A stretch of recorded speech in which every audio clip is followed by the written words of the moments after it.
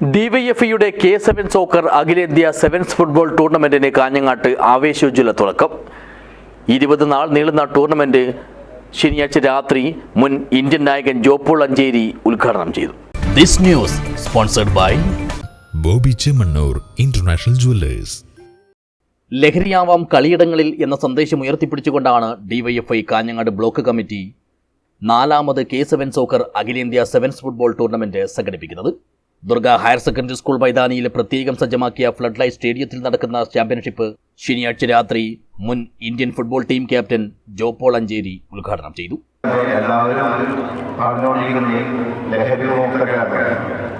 നമുക്കതാണ് ഏറ്റവും വലുത്. കാരണം ഇന്ന് നമ്മൾ കാണുന്നത് ചെറുപ്പത്തിൽ തന്നെ യുവജനോളിലേക്കാണ് എല്ലാവരും പോകുന്നത്.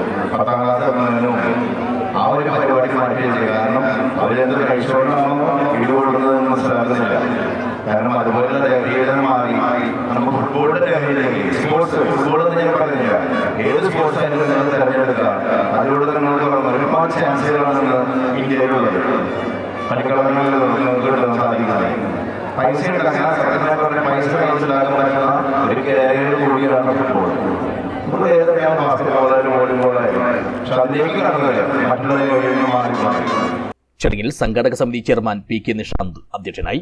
പ്രമുഖ അഭിഭാഷകൻ C.K. ശ്രീധരൻ വിശിഷ്ടാതിഥിയായി പങ്കെടുത്തു.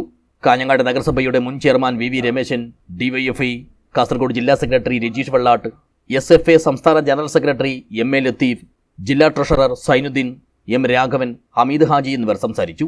സംഘാടക സമിതി ജനറൽ കൺവീനർ V. ഗിനീഷ് സ്വാഗതവും കൺവീനർ വിപിൻ ബല്ലത്ത് നന്ദിയും പറഞ്ഞു. ടൂർണമെന്റിലെ ആദ്യ മത്സരത്തിൽ FC തൃക്കരിപ്പൂരും നാഷണൽ FC കോട്ടപ്പുറവും ഏറ്റുമുട്ടി. കളിയിലും പെനാൽറ്റി ഷൂട്ടൌട്ടിലും ഇരു ടീമുകളും ഒപ്പത്തിനൊപ്പം എത്തിയതിനെ തുടർന്ന് നടത്തിയ നറുക്കെടുപ്പിൽ ഭാഗ്യം FC കോട്ടപ്പുറത്തെ വിജയികളാക്കി. ഏപ്രിൽ 24 വരെയാണ് SFIയുടെ അംഗീകാരത്തോടെയുള്ള സെവൻസ് ഫുട്ബോൾ ടൂർണമെന്റ് നടക്കുന്നത്. എല്ലാ ദിവസവും വൈകുന്നേരം 7:30 മുതലാണ് മത്സരം. ഇന്ത്യയിലെയും വിദേശ രാജ്യങ്ങളിലെയും പ്രഗത്ഭരും പ്രശസ്തരുമായ നിരവധി താരങ്ങളാണ് വിവിധ ടീമുകൾക്ക് വേണ്ടി ദുർഗയുടെ മൈതാനിയിൽ കാൽപന്ത് കളിയുടെ വിസ്മയം തീർക്കാൻ ഇറങ്ങുന്നത്. News bureau, Kanhangad.